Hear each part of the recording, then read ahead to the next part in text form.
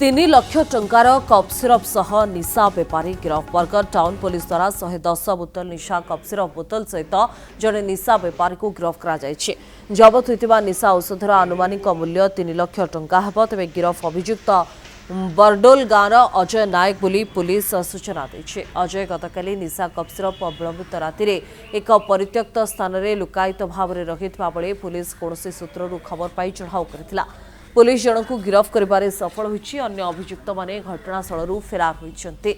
Police गिरफ अभियुक्त को तदंत परे कोर्ट चालाण करिछि।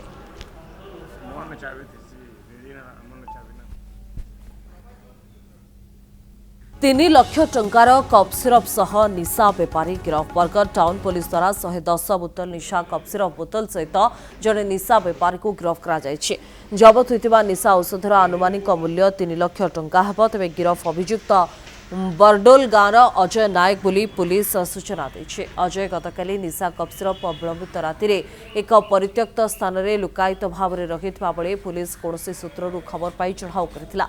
पुलिस जन को गिरफ करिबारे सफल होइछि। अन्य अभियुक्त माने घटनास्थल फेरार होइछन्ते।